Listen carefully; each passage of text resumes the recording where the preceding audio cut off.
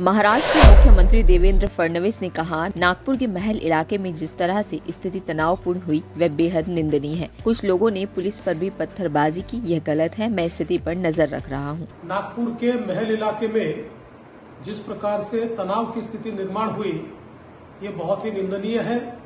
जिस प्रकार से कुछ लोगों ने पत्थरबाजी की है, पुलिस पर भी पत्थर फेंके हैं, ये बिल्कुल गलत है।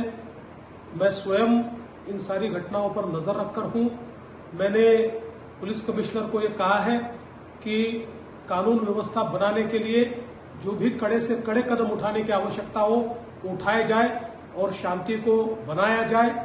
अगर कोई दंगा करता है, कोई पुलिस पर पत्थर फेंकता है, कोई समाज में तनाव निर्माण करता है, तो ऐसे सभी लोगों के ऊपर कड़ी से कड़ी कार्रवाई की जाए। और मैं सभी को अपील करता हूं कि नागपुर एक बहुत ही शांति प्रिय इस प्रकार की नगरी है। यहाँ की शांति भंग न हो, इस प्रकार से सभी लोगों ने व्यवहार और बर्ताव करना चाहिए। और कोई भी अगर इस प्रकार से तनाव निर्माण करने का प्रयास करेगा तो उसके ऊपर बहुत कड़ी कार्रवाई की जाएगी। गोविंद सिंह डोटासरा ने बीजेपी विधायक बाल मुकुंद आचार्य को नमूनाचार्य की उपाधि दी। देखिए ये वीडियो। ये हमारा दुर्भाग्य है कि ऐसे नमूने हमारी विधानसभा में आ गए। उनको जनता ने अपनी समस्याओं के लिए चुना है, न कि इस तरीके से हिंदू मुस्लिम करने के लिए, नफरत फैलाने के लिए, यहाँ पर नोटंकी करने के लिए, है ना, महिलाओं को जाकर के उसके कार्ड चेक करने के लिए, बच्चों के पीछे दौड़ने के लिए, गनमैन से केले मंगा करके खाने के लिए, इसके लिए थोड़ी दिया उनको। अरे राजस्थान की विधानसभा में 200 जनप्रतिनिधि हैं, उसमें उनका नाम है। उनको चाहिए कि वो जिस विधानसभा क्षेत्र से चुने हैं वहां पर क्या विकास होना चाहिए, कैसे रोजगार होना चाहिए, कैसे भाईचारा बढ़ना चाहिए 36 कौमों में, उसके ऊपर काम करना चाहिए। और वो तो नफरत फैलाने का काम कर रहे हैं। भगवान करे, मालिक करे, ईश्वर करे कि वो सुरक्षित रहें और उनके कोई बढ़ाना हो तो बढ़ाना चाहिए, एस्कोर्ट बढ़ा देनी चाहिए। दिल्ली नगर निगम में सोमवार 18 मार्च को सदन की बैठक के दौरान मेयर के पहुंचने पर सत्ता पक्ष के पार्षद अपनी सीट से खड़े नहीं हुए। इस पर नेता प्रतिपक्ष राजा इकबाल सिंह और बीजेपी के अन्य पार्षदों ने आपत्ति जताई। इसके बाद सदन में हंगामा शुरू हो गया। हंगामे के दौरान ही सदन में कई प्रस्ताव पास हुए और मेयर ने सदन स्थगित कर दिया।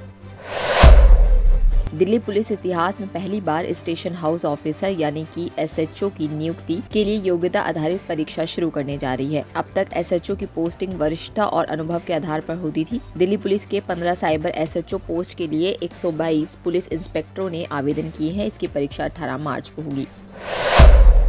केंद्रीय शिक्षा मंत्री धर्मेंद्र प्रधान के पिता और पूर्व केंद्रीय मंत्री देवेंद्र प्रधान का सोमवार 18 मार्च को निधन हो गया। वे 84 साल के थे। प्रधानमंत्री नरेंद्र मोदी ने देवेंद्र प्रधान के पार्थिव शरीर पर पुष्पांजलि अर्पित की और उड़ीसा में पार्टी को मजबूत करने के उनके अथक प्रयासों की सराहना की। मोदी ने एक्स पर कहा कि डॉक्टर देवेंद्र प्रधान ने एक मेहनती और विनम्र नेता के रूप में अपनी खास पहचान बनाई। उन्होंने ओडिशा में बीजेपी को मजबूत करने को लेकर कई तरह के प्रयास किए। उनके निधन से दुखी हूँ। मैं उनका अंतिम दर्शन करने गया और उनके परिवार के प्रति संवेदना व्यक्त की। ओम शांति।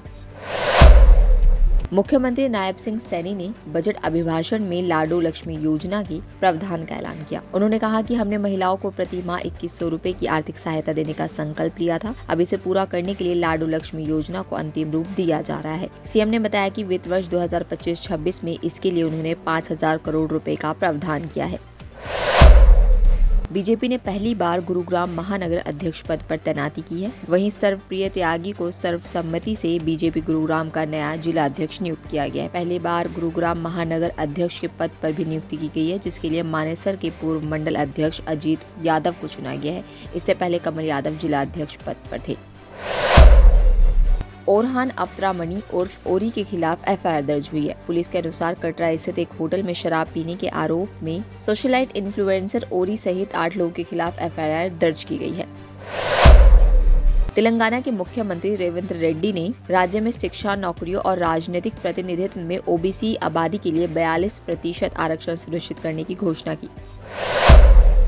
जस्टिस जॉय माल्या बागची ने सुप्रीम कोर्ट के जज के तौर पर शपथ ली। भारत के मुख्य न्यायाधीश संजीव खन्ना ने जस्टिस बागची को पद की शपथ दिलाई। इस तरह की और तमाम जानकारी के लिए आप बने रहिए द फ्रीडम न्यूज के साथ।